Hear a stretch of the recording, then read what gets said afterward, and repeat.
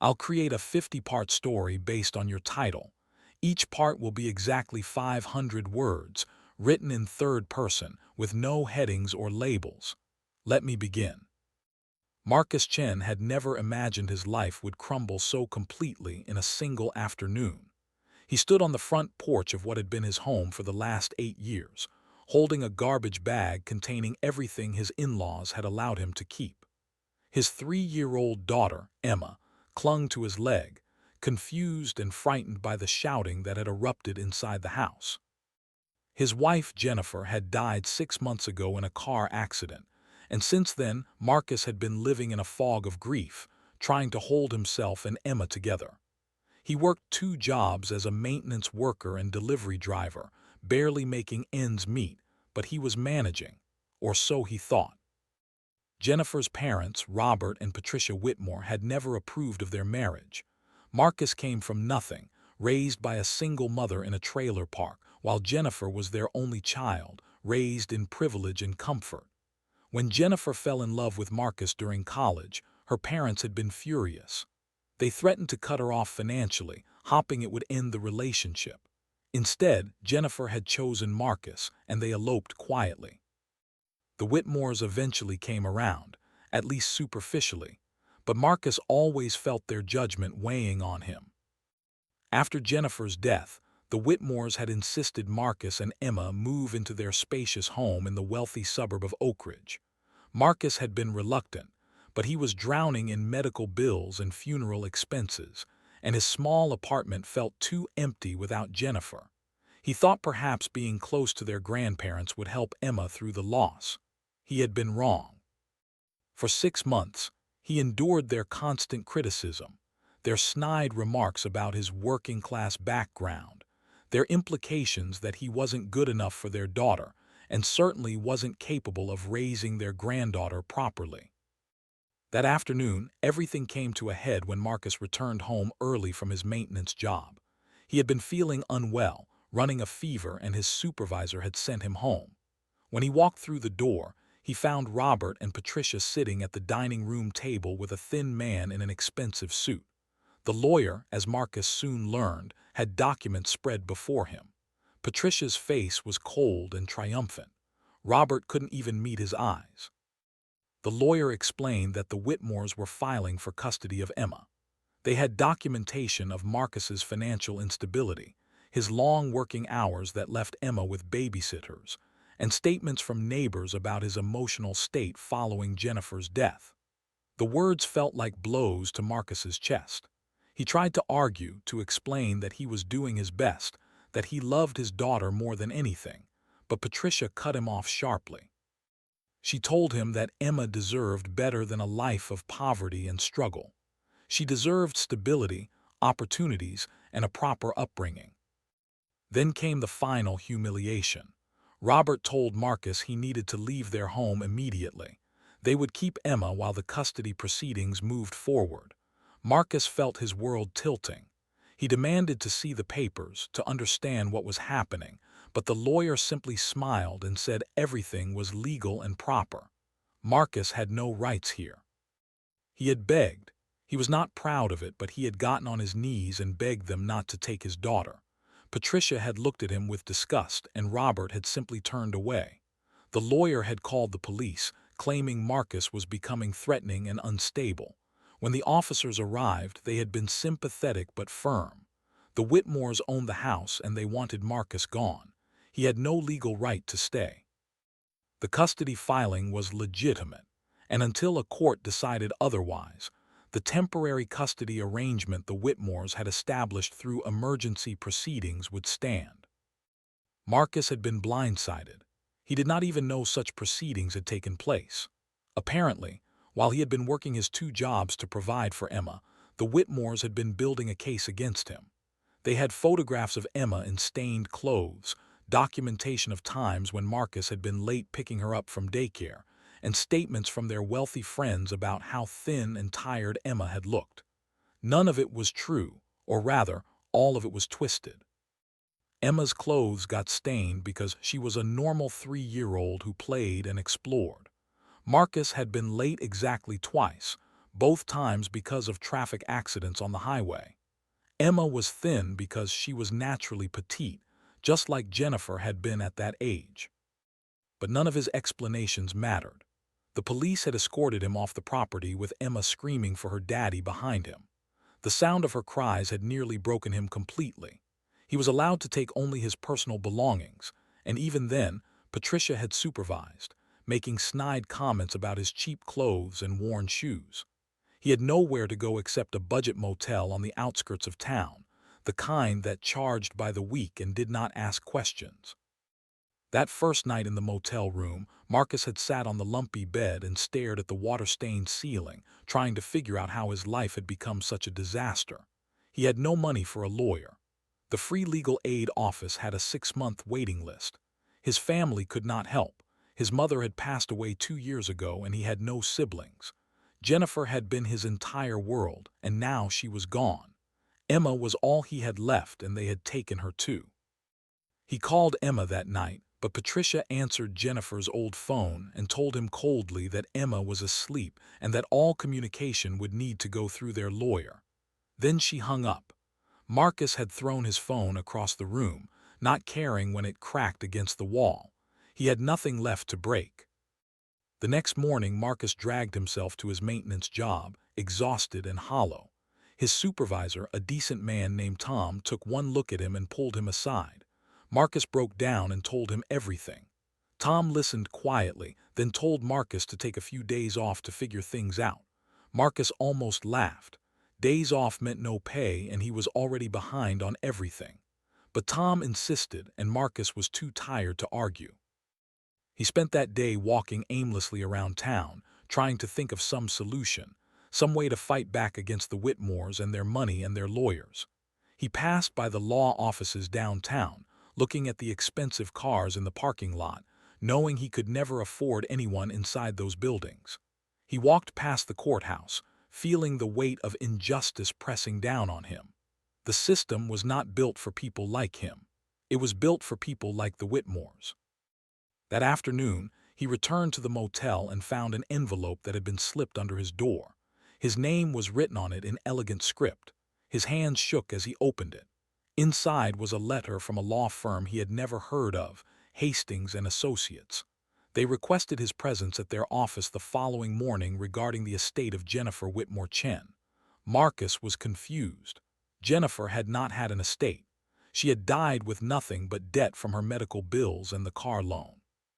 He and Jennifer had been living paycheck to paycheck their entire marriage. But the letter was formal and official, and Marcus had nothing to lose. The next morning, he put on his one good shirt, the one he had worn to Jennifer's funeral, and took the bus across town to the address on the letter. Hastings and Associates occupied the top floor of the tallest building in the city. The lobby was all marble and glass, and Marcus felt completely out of place in his worn clothes and scuffed shoes. The receptionist directed him to a conference room where a woman in her 50s was waiting. She introduced herself as Margaret Hastings, senior partner of the firm. She gestured for Marcus to sit, and he did, feeling increasingly confused and anxious. Margaret studied him for a moment, then slid a folder across the polished table. She told him she had been Jennifer's personal attorney for the past 10 years, and she had very important information to share with him. Marcus opened the folder with trembling hands. Inside were documents that made no sense to him at first. Bank statements, property deeds, stock certificates, and legal papers filled with language he could not understand. Margaret began to explain, and with each word, Marcus felt his reality shifting beneath him. Jennifer had not been poor. Jennifer had been worth over $200 million. Margaret explained that Jennifer's maternal grandmother, Helen Crawford, had been an heiress to a massive fortune built on railroad money in the 19th century. When Helen died 20 years ago, she had established a trust for Jennifer, her favorite great-granddaughter. The trust had been managed by Margaret's firm, growing steadily over the decades. However, Helen had placed strict conditions on the trust. Jennifer could not access the money until she turned 35, or until her death, whichever came first. Helen had wanted Jennifer to build a life based on love and character, not money. Jennifer had known about the trust her entire life. She had known that one day she would be extraordinarily wealthy, but she had never told Marcus. She had never told her parents, who had disowned her financially after her marriage. She had lived modestly, worked as a teacher, and raised Emma in a small apartment, all while sitting on a fortune that would have solved every problem they ever had. Marcus could not process it. Why had Jennifer kept this secret? Margaret explained that Jennifer had wanted to protect him. The trust documents specified that if Jennifer died before turning 35, the entire estate would pass to her spouse, and if she had children, a portion would be held in trust for them. Jennifer had worried that if Marcus knew about the money, it would change their relationship, change him. She had wanted their love to remain pure, untainted by wealth. Marcus felt anger rising in him. They had struggled for years. He had worked himself to exhaustion. They had gone without so many things, had worried constantly about money, and all the while Jennifer had known that millions were waiting. Margaret seemed to read his thoughts. She said gently that Jennifer had left him a letter, written shortly after Emma was born. She handed Marcus an envelope, and with shaking hands he opened it.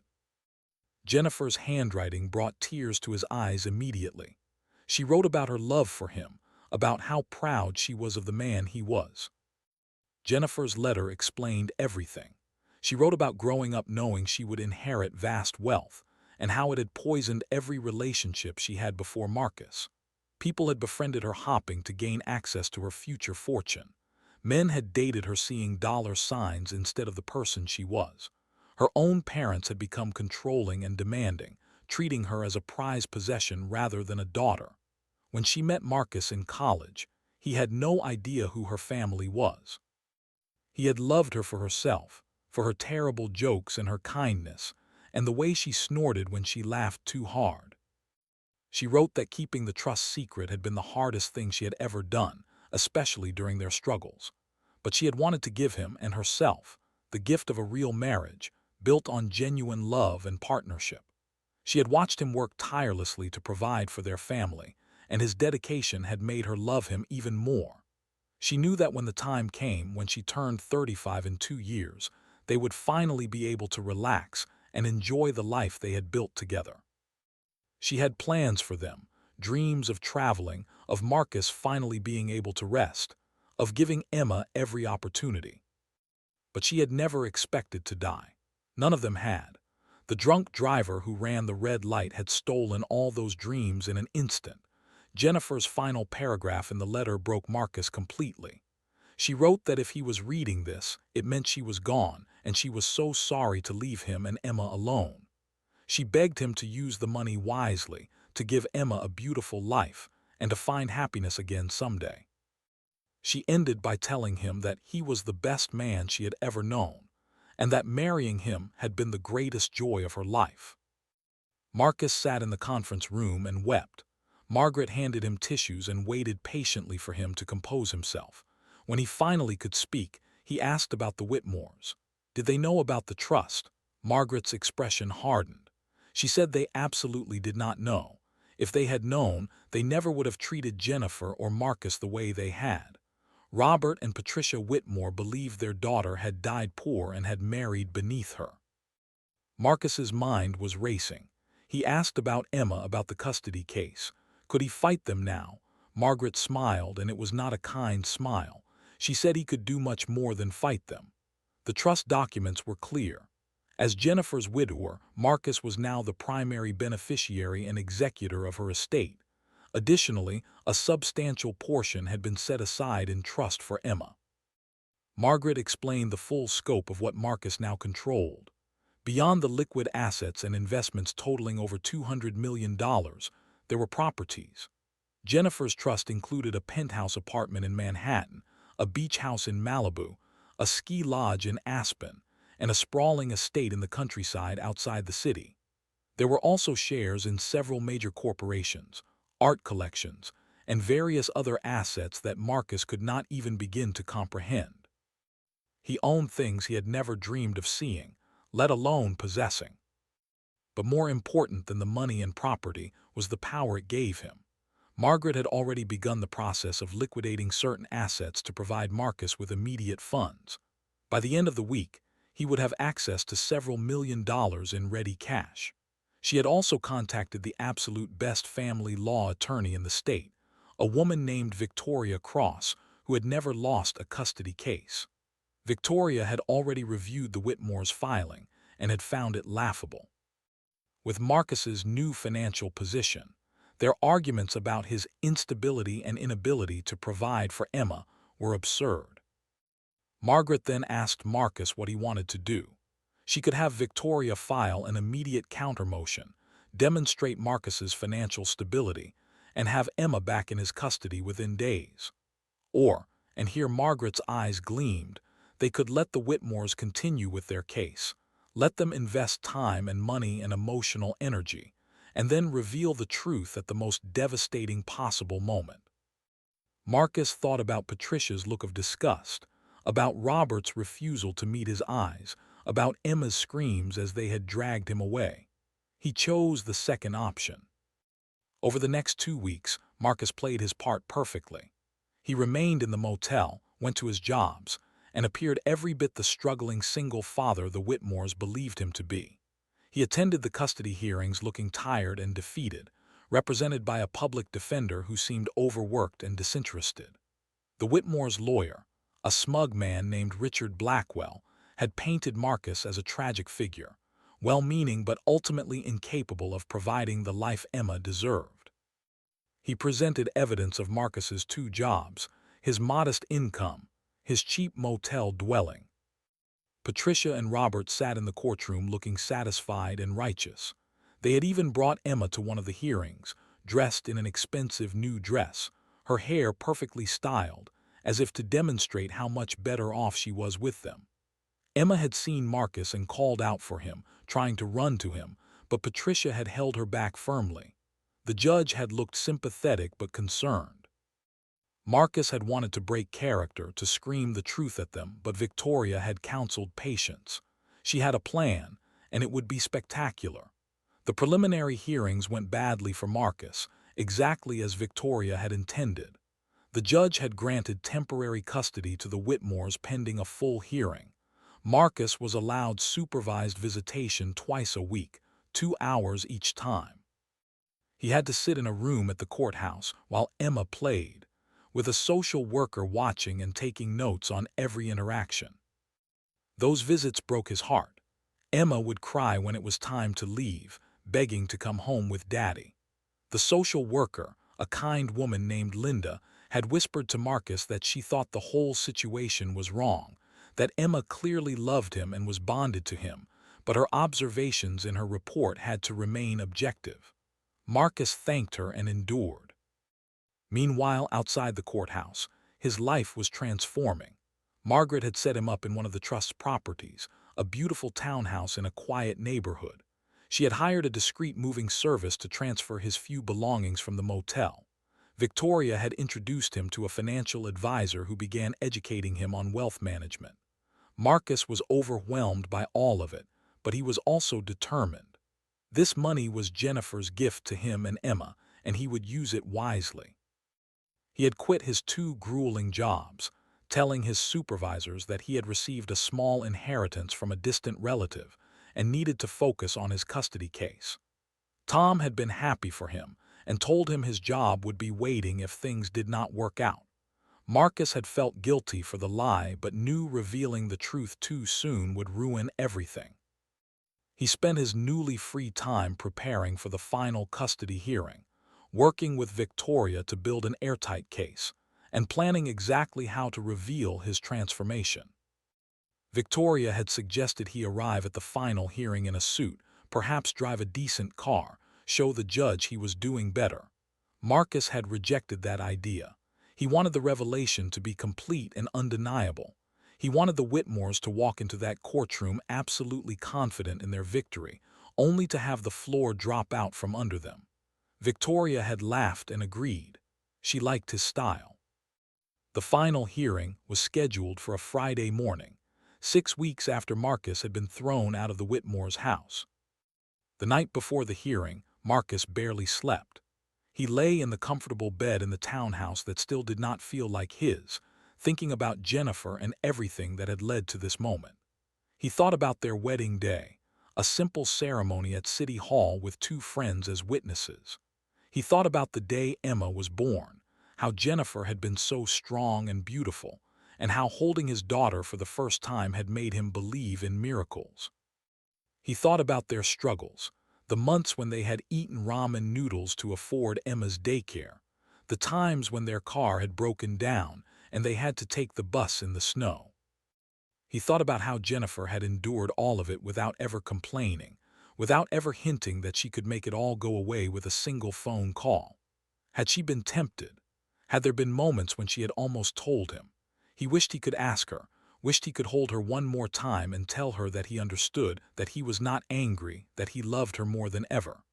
But she was gone, and all he had left were memories and this incredible, overwhelming gift she had left behind. The morning of the hearing, Marcus dressed in his funeral suit again. It was the same outfit he had worn to every court appearance, slightly too big on him now because he had lost weight from stress. He looked at himself in the mirror and barely recognized the man staring back. He looked worn down, defeated, exactly as he needed to look.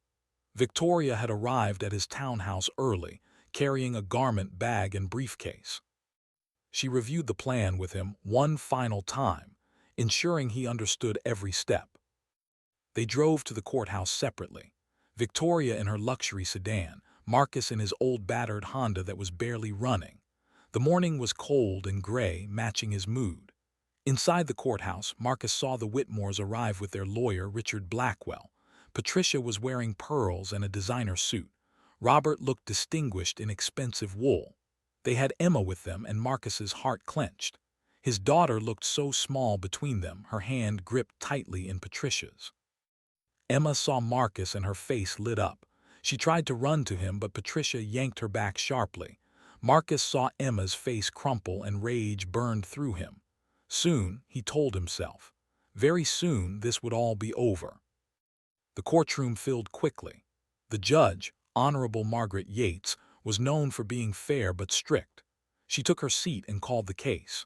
Richard Blackwell stood and began his closing arguments, summarizing weeks of evidence about Marcus's financial instability, his inability to provide proper housing, his long working hours that left Emma with inadequate supervision. He painted a picture of a loving father who was nonetheless overwhelmed and incapable. He spoke of the Whitmores' stability, their beautiful home, their ability to provide Emma with education, opportunities, and security. He asked the court to grant them full custody with limited visitation for Marcus. Victoria's turn came, and she stood slowly. She began by acknowledging the Whitmores' love for their granddaughter, their grief over losing their daughter. But then her tone sharpened. She spoke about the bond between a father and daughter, about how Emma had lived with Marcus her entire life, about how trauma and grief were not signs of incompetence but of humanity. She presented testimony from Linda, the social worker, who stated that despite the difficult circumstances, Marcus and Emma had a strong, healthy relationship. Then Victoria paused and smiled. She said there was one additional piece of evidence the court needed to see. She requested permission to present new documents. Richard Blackwell objected immediately, claiming he had not been given notice. Victoria responded that the documents had only just been fully processed and were directly relevant to the question of Marcus's ability to provide for Emma. Judge Yates allowed it, looking curious. Victoria opened her briefcase and distributed copies of documents to the judge, to Richard Blackwell, and to the Whitmores. Marcus watched as they began to read. He saw confusion cross their faces first, then disbelief.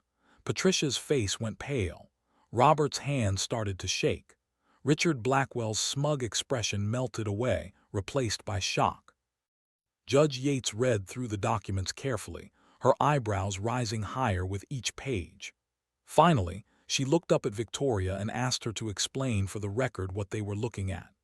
Victoria did, her voice clear and professional.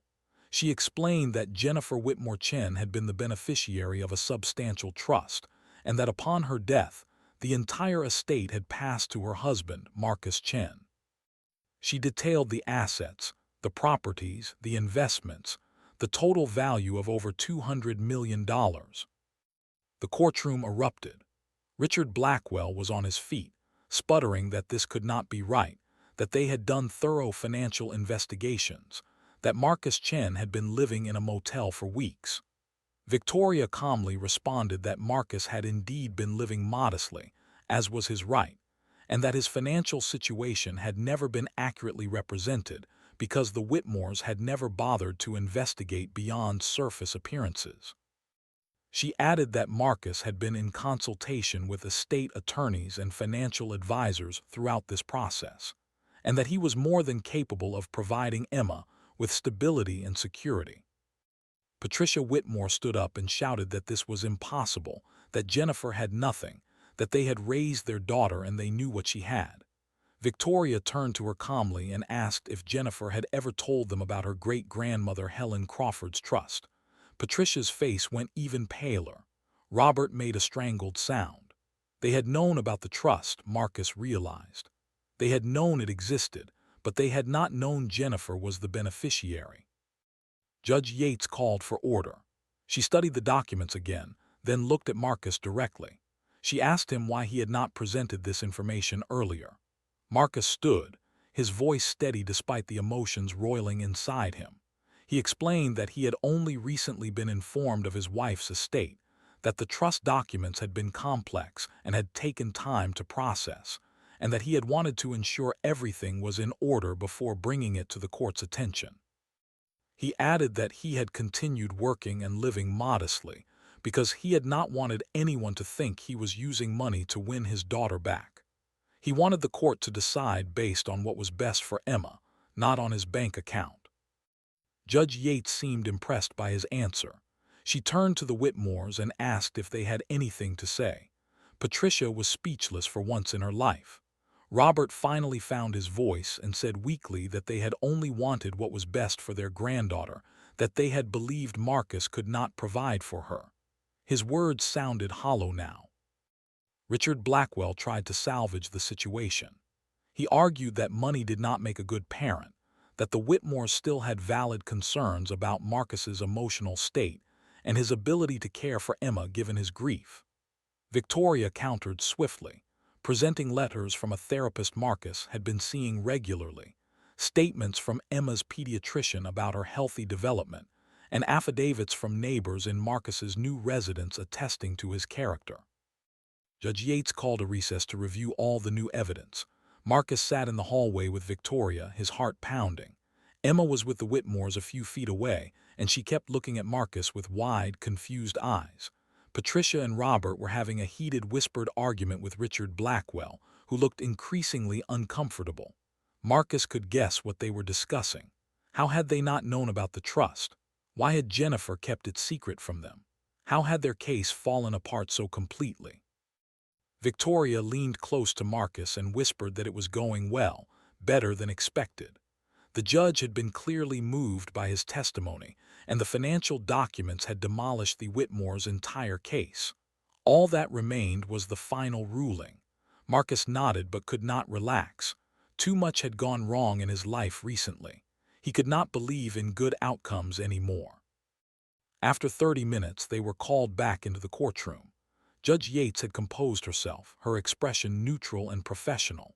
She began by stating that this was an unusual case, complicated by grief, family dynamics, and now by unexpected financial revelations.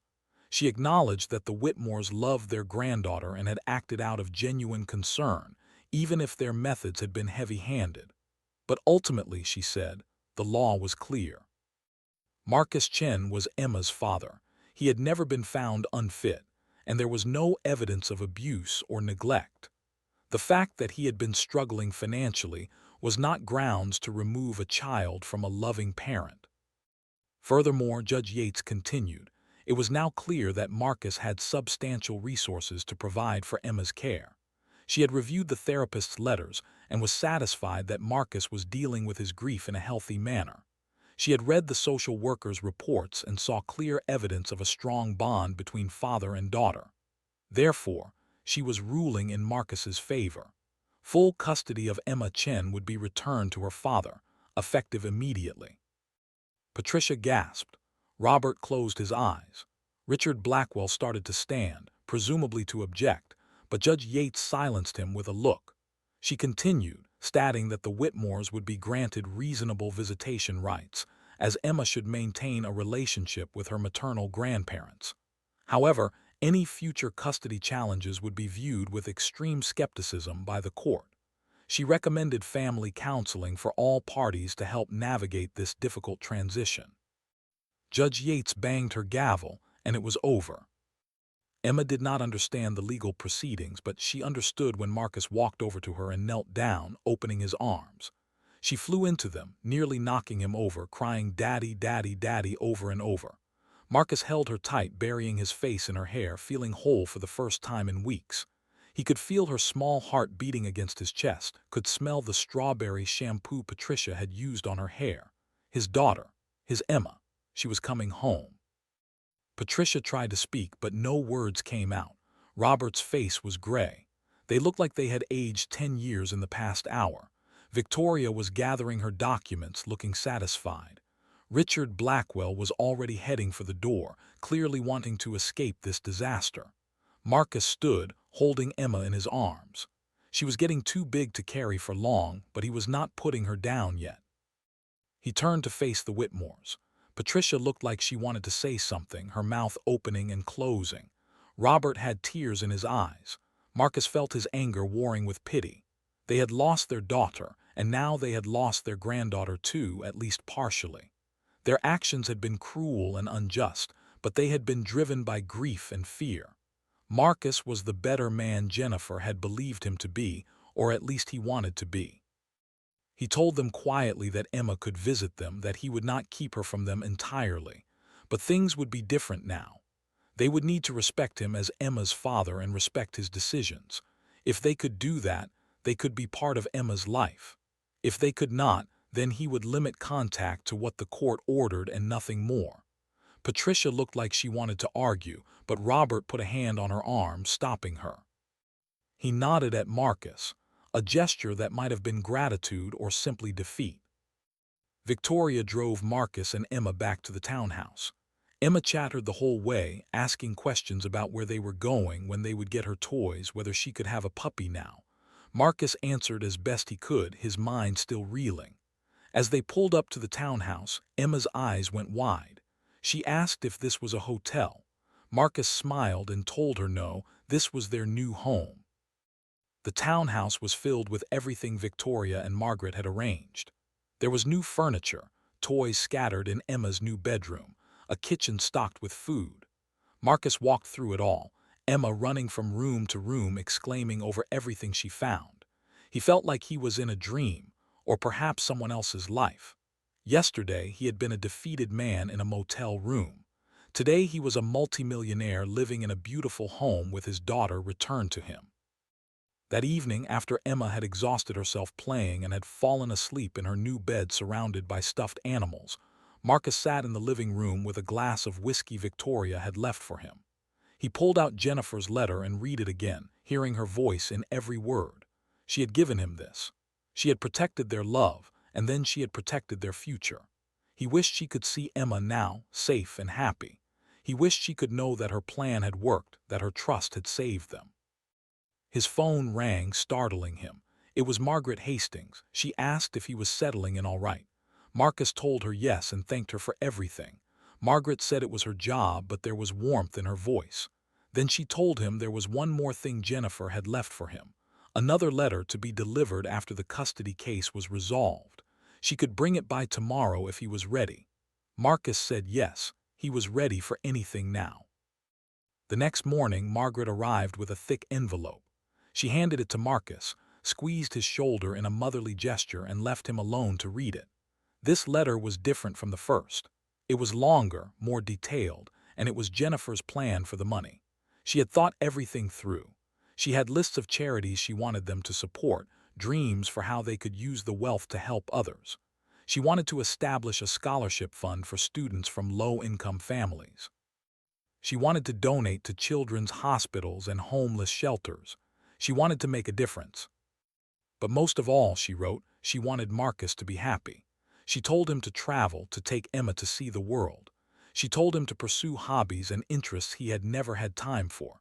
She told him to eventually find love again, that she would not want him to be alone forever. Reading those words made Marcus cry harder than anything else had.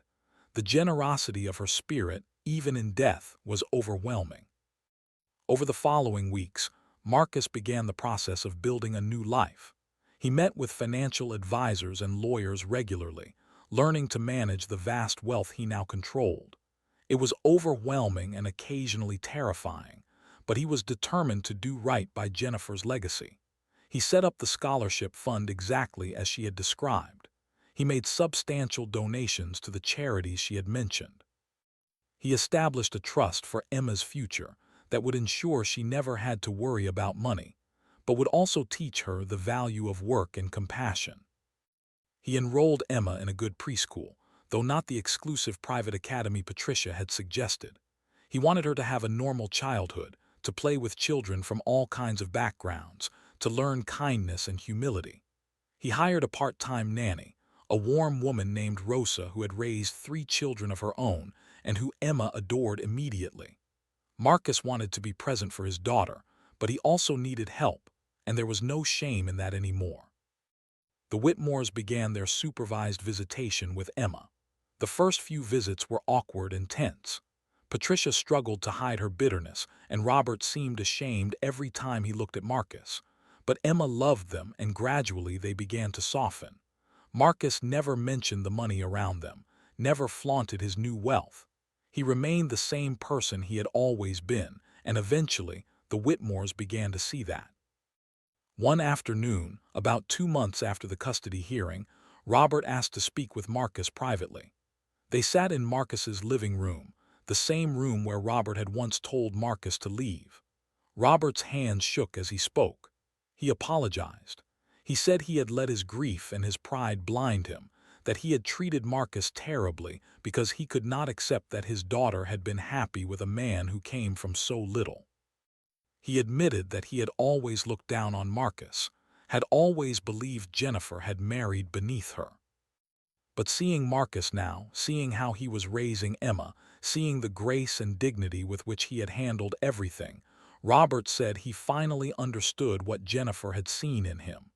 Marcus accepted the apology, though he could not entirely forgive yet. The wounds were too fresh, but it was a start. Patricia's transformation took longer. She was a proud woman, and admitting she had been wrong was nearly impossible for her. Patricia eventually came around during a visit when Emma got sick with a stomach flu.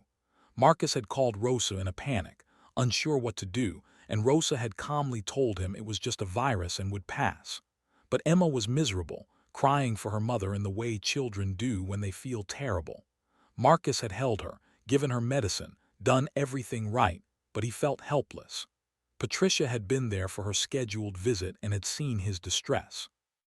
Without a word, she had taken over, using the skills of a mother who had done this before. She had soothed Emma, gotten her to drink water, and helped her fall asleep. Afterward, she and Marcus had sat in the kitchen, and Patricia had cried. She told Marcus she was sorry, that she had been trying to replace Jennifer by taking Emma, but she understood now that no one could replace a father's love. Marcus had handed her tissues and said he knew she missed Jennifer terribly, that he did too. They had bonded in their shared grief that night, and afterward, things were easier between them. Marcus began to explore what he wanted to do with his life beyond managing Emma and the estate. He had always loved working with his hands, fixing things, building things.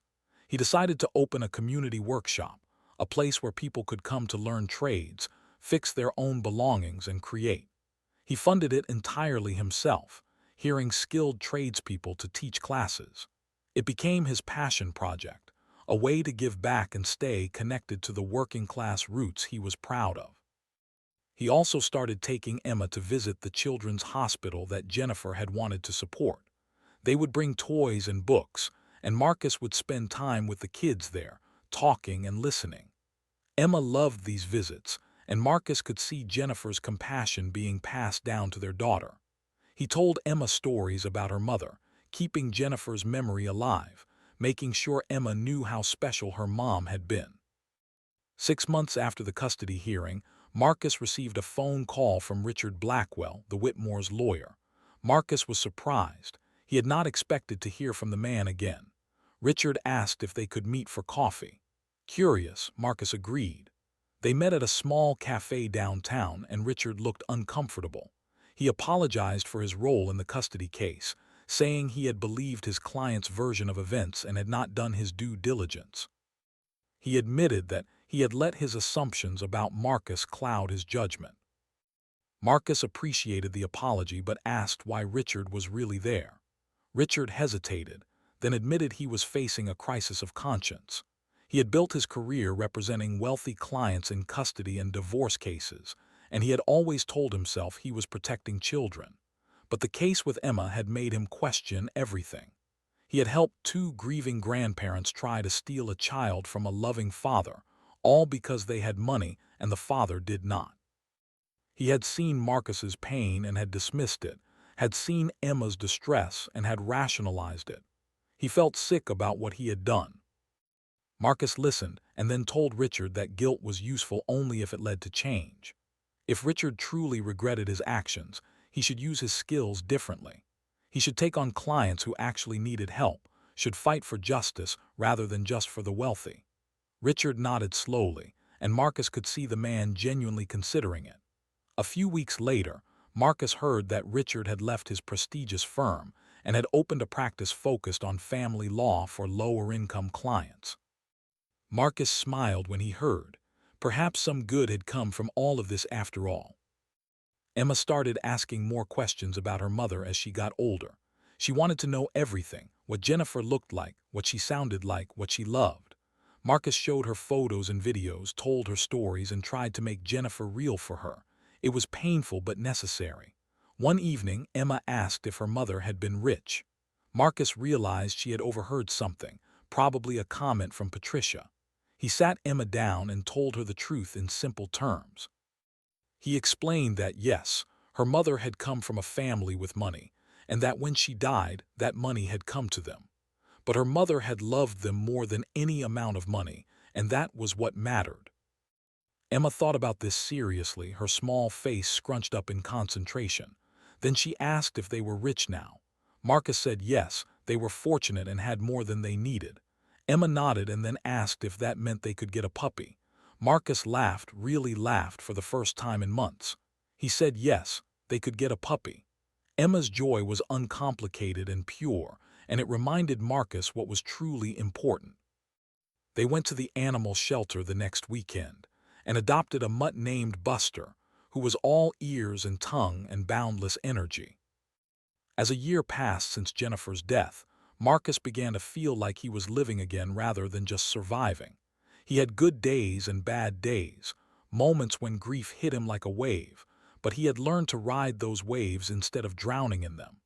Emma was thriving, happy and healthy, and growing so fast. The relationship with the Whitmores had stabilized into something almost resembling family. Patricia and Robert would never be his favorite people, but they were Emma's grandparents and they loved her. That was enough. Marcus decided to move from the townhouse into one of the properties from Jennifer's trust, a beautiful home in the countryside about 30 minutes from the city. It had acres of land, gardens, and a stream running through the property. Emma loved it immediately, running through the fields with Buster, exploring every corner. Marcus felt Jennifer's presence there, felt like this was the life she had wanted for them. He set up a workshop in one of the outbuildings and spent his evenings there, creating furniture and fixing old tools, finding peace in the work. He started dating again, tentatively and with much anxiety. His first date was a disaster, ending with him talking about Jennifer the entire time and realizing halfway through that he was not ready. His second date a few months later went better. Her name was Lisa, and she was a teacher at Emma's preschool. She was kind and patient and understood grief, having lost her husband several years before. They took things slowly, coffee dates and walks in the park, building a friendship first. Marcus was not sure if it would become something more, but he was open to the possibility. Jennifer had been right in her letter. Marcus was finding happiness again, not the same happiness he had with her, but something new and different. He felt guilty about it sometimes, as if moving forward meant leaving her behind. But then he would remember her words, her insistence that she wanted him to live fully, and he would try to forgive himself. One evening, Marcus was going through some of Jennifer's old boxes, things he had not had the strength to sort through before. He found her journals, years of them, documenting their relationship. He read them late into the night, crying and laughing as he relived their life together through her eyes. She had written about their first date, about how nervous Marcus had been, how he had spilled his drink and turned bright red. In her journals, Jennifer had written about their struggles, but her perspective was so different from what Marcus had experienced. Where he had seen failure, she had seen strength. Where he had felt inadequate, she had felt grateful. She wrote about watching him play with Emma, about how gentle he was, how patient.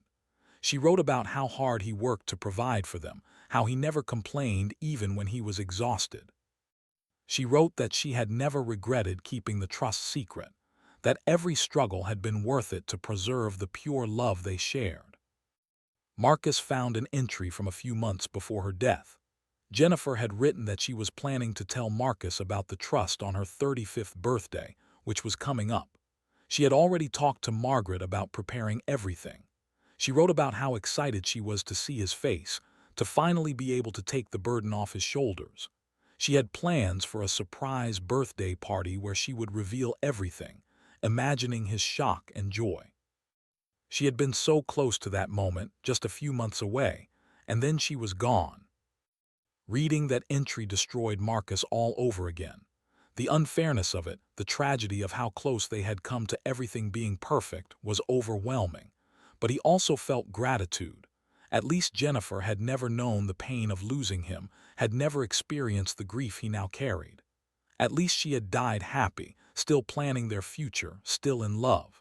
There was mercy in that, even if it was cold comfort. Marcus decided to honor Jennifer's wish for a 35th birthday revelation, even posthumously. He planned a memorial on what would have been her birthday, inviting everyone who had known and loved her. He rented a beautiful venue, hired caterers, and created a video montage of Jennifer's life. Patricia and Robert helped, seeming grateful to be included.